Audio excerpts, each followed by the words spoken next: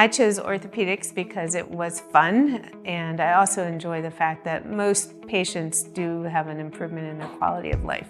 I try to place a big emphasis on listening to the patient and trying to treat each one based on them as an individual. I think nowadays you have to see it as a partnership. It's different from maybe days in the past when it was paternalistic.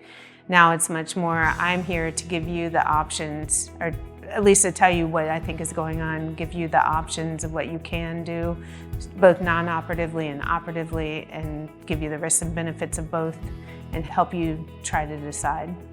What I enjoy most about working with patients is obviously when they have a good outcome from one of my surgeries, or even if they have a good outcome without surgery, but sleuthing out what might be wrong with them and trying to come up with an appropriate treatment for them.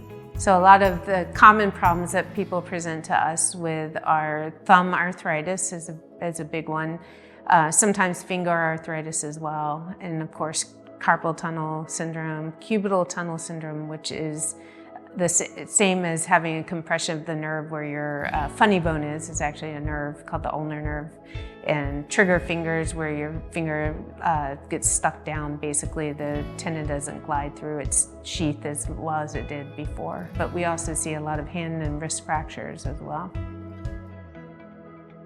Open and honest communication between the provider and the patient from both sides, I think, is really important. I think it's important for patients to share the symptoms that they had and the circumstances under which their injury or their condition may have occurred. But it's equally as important that I'm honest with my patients about what I can do, what I can't do, what the risks are, what the benefits are. And I really think of many of my patients as my own family, especially those who I have the privilege of their trusting me with caring for them over a long period of time for complex things, but also for smaller interventions like carpal tunnel and trigger fingers.